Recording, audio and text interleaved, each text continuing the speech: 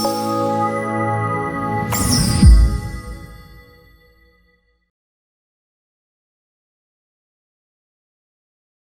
రోజు నేను ఇక్కడికి వస్తుంటే పాపం పోలీస్ సోదరులు చూసి బాధేసింది. ఎందుకంటే ఎగ్జిట్ ఎంట్రీ దగ్గర ఒకవేళ నుంచోబెట్టారు. ఎస్పీ గారు చెప్పే వాళ్ళందరూ తీసుకెళ్ళండి అబ్బా, అవసరం లేదు, మాకు యువగలం పాదయాత్రలోనే మన ఎవరు ఏం చేయలేకపోయారు, ఇప్పుడు ఎవడేం పేగుతాడు రా భయ్, అందరినీ పట్టుకెళ్ళని చెప్పా.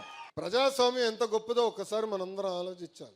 ఏ అధికారులు అయితే మన ఇబ్బంది పెట్టారో, ఏ అధికారులు అయితే మన పైన దొంగ కేసులు పెట్టి చంద్రబాబు నాయుడు గారిని, కొల్లు రవీంద్రన్న జైలుకు పంపించారో, ఈ రోజు అదే అధికారుల చేత సెల్యూట్ కొట్టించారంటే అదే మన ప్రజాస్వామ్యం, ప్రజల గొప్పతనం. అడుగడుగున మన ఇబ్బంది పెట్టారు, బయటికి రానిలా. బాబు గారు ఆనాడు ఆత్మకూరులో మన కార్యకర్తలు ఇబ్బంది పెడుతున్నారు, బయలుదేరుతామంటే రవణ కూడా మాతో ఉన్నారు. ఏకంగా గేట్లకి తాళ్లు కట్టేశారు. స్వామి నీళ్ళని లోపల పెడతారు. వాళ్ళు అనుకున్నారు చంద్రబాబు నాయుడు గారిని జైలుకి పంపిస్తే ఈయన ఏదో ఫీల్ అవుతాడని. ఆయన అక్కడ ఏం ఫీల్ అవ్వాల. నేను చూసా, మొండి ధైర్యం మామూలు కాదు రాబాయ్. అది ఏం ధైర్యమో నాకు తెలియదు. నాకు బాధ కలిగింది ఆ రోజు. నాకు ఎందుకు బాధ కలిగిందంటే బాబు గారిని అరెస్ట్ చేశారని కాదు. ఆ జైలు ముందర 2 శిలాఫలకాలు ఉన్నాయి. మొదటి శిలాఫలకం 1996లో, అంటే మొత్తం జైలుని 1996లో మోడర్నైజ్ చేశారు.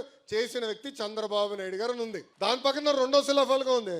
అది 2014 నుంచి 19 మధ్యన ఏ బ్లాక్ లో అయితే చంద్రబాబు నాయుడు గారు మేము కలిసేవాళ్ళం, అది కూడా చంద్రబాబు నాయుడు గారే చేశారని. అంటే చివరికి జైల్ని కూడా అభివృద్ధి చేసింది చంద్రబాబు నాయుడు గారిని. అలాంటి వ్యక్తిని జైల్లో పెట్టారు. ఆ ఒక్క క్షణం బాధ కలిగింది నాకు. బాబు గారిని చూస్తే కళ్ళంట నీళ్ళు వచ్చింది. ఆయన ఒకటేనారు, ఎందుకురా భయపడుతున్నావు, ఎవడేం చేయగలుగుతాడు, అని ప్రశాంతంగా ఉన్నాను ఇక్కడ, కేసు అన్ని చదువుతున్నా, ఏం పర్వాలేదు, మీరు సరిగ్గా బయట పని చేయట్లేదు, ఇంకా పరిగెత్తండి అంటే ఆ మొండి ధైర్యం ఎవరు అనుకోలే. అందరూ అనుకున్నారు బాబు గారిని జైల్లో పెడితే ఆయన కుమిలిపోతారు, ఇబ్బంది పడతారని. చూసాం కదా పులి.